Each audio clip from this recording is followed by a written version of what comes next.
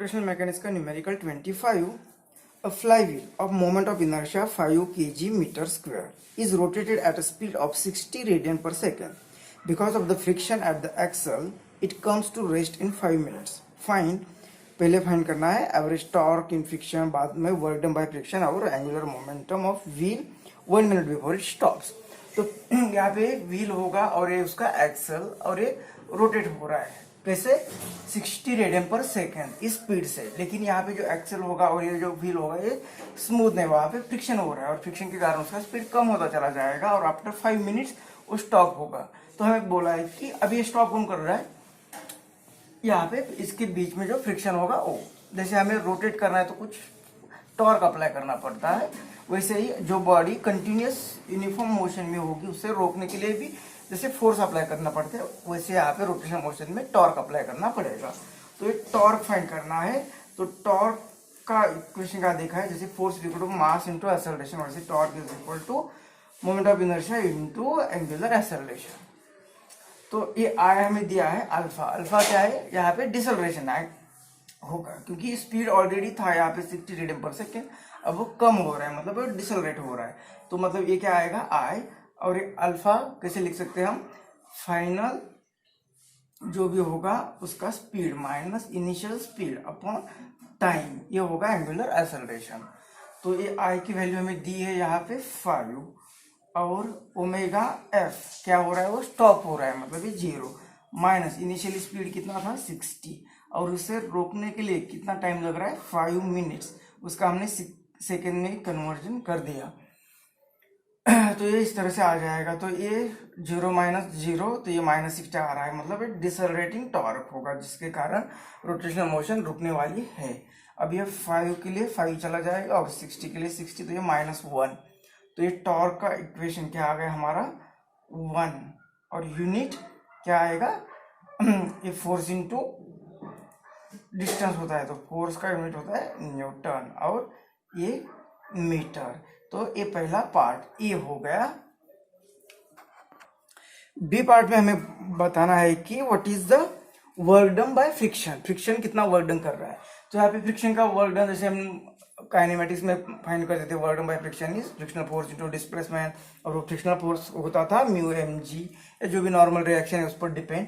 तो यहाँ पे क्या होगा, अब फ्रिक्शनल का वर्क डन मतलब ये मोशन में था ऑलरेडी और उसे कोई रोक रहा है मतलब उसकी स्पीड 0 कर रहा है. मतलब पहले मोशन में था तो उसे इसके यहाँ पे कुछ काइनेटिक एनर्जी थी, वो रोटेशनल काइनेटिक एनर्जी थी, बाद में रुक रहा है मतलब वो 0 बोल रही है, मतलब काइनेटिक एनर्जी चेंज हो रही है.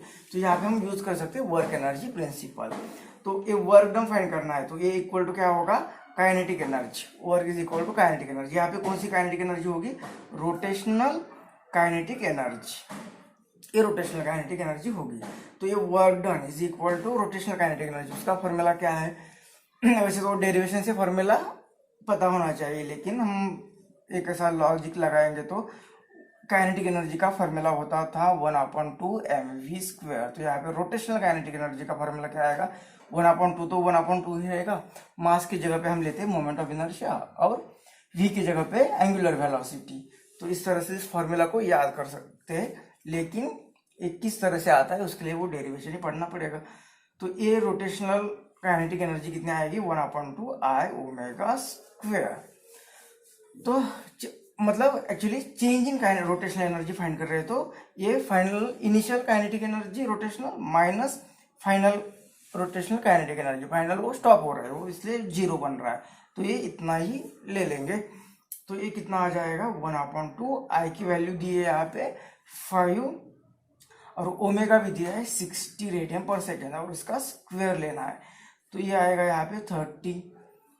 तो ये वर्क डन इसका कैलकुलेशन करने के बाद आता है 6 5 30, ये 300 हो गया और फिर से 3 से मल्टीप्लाई कर रहा है. तो ये कितना आएगा 9000 जूल. वर्क तो कोई भी हो वो जूल में ही आ जाएगा. तो ये पार्ट बी. अब हमें फाइंड करना है थर्ड पार्ट में कि एंगुलर मोमेंटम.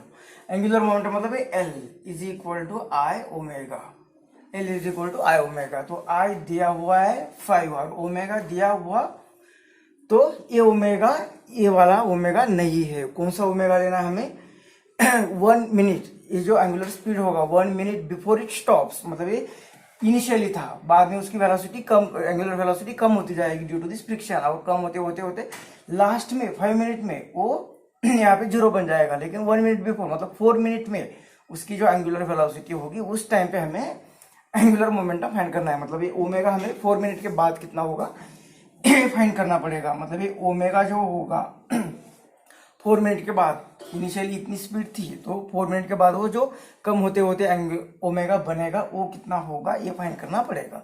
तो ये कैसे फाइंड करते हैं, जैसे v is equal to u plus a t, ये मतलब यहाँ पे अल्फा और ये टी, तो ये फाइंड करना है। तो ये इसकी वैल्यू 60 पता है, अल्फा एक्सेलरेशन पता नहीं, तो एक्सेलरेशन फाइंड करना पड़ेगा। तो ये एक्सेलरेशन कितना होता है, पहले एक्सेलरेशन फाइंड करते हैं। तो एक्सेलरेशन का फॉर्मूला क्या होता है, v minus you upon T. तो v क्या, ओमेगा एफ, कौन सा ओमेगा। अब यहाँ पे जो व्हील डिसलेट हो रहा है वो यूनिफॉर्म एक्सेलरेशन से डिसलेट हो रहा है, तो इसका एक्सेलरेशन, पहले डिसलेटिंग एक्सेलरेशन फाइंड करते हैं। तो ये final minus initial upon T, तो ये फाइनल कितना है, यहाँ पे फाइनल 0 बन रहा है, माइनस इनिशियली 60 था और इसके लिए कितना टाइम लग रहा है 5 मिनट्स, तो इसका सेकेंड में कन्वर्जन कर दिया। तो ये अल्फा कितना आ जाएगा, ये 60 यहाँ पे -1, तो ये अल्फा आएगा -1/5, या इसे कर सकते हैं -0.02, इतना एक्सेलरेशन आ जाएगा। इसका यूनिट लेना है तो एंगुलर का रेडियन पर सेकेंड स्क्वायर। तो ये अल्फा मिल गया, तो इसके अल्फा में ए वैल्यू पुट करते हैं, कितनी -1.5 ये वैल्यू पुट करनी है, या -0.02 वैल्यू पुट करनी है। तो चलो यहीं पे कर देते हैं इसे। तो ये अल्फा, ये ओमेगा कितना आ जाएगा, is equal to omega initially था 60 -1/5 अल्फा की वैल्यू, और t 1 minute before it stops, मतलब 4 मिनट्स, तो इसका सेकेंड में कन्वर्जन कर दिया। तो ये कितना आ जाएगा 5 1 और ये 1 2 और ये 12 4 48, 12 4 48, मतलब 60 -48। तो ये सब्ट्रैक्शन ओमेगा आ जाएगा यहाँ पे, ये 12 आ जाएगा रेडियन पर सेकेंड। तो ये ओमेगा यहाँ पे मिल गया हमें, ये वाला ओमेगा की angular velocity before it stops कितनी होगी वो। तो ये L इज इक्वल टू आई की वैल्यू ऑलरेडी यहाँ पे 5 दी है, और ये ओमेगा कितना आ जाएगा 12।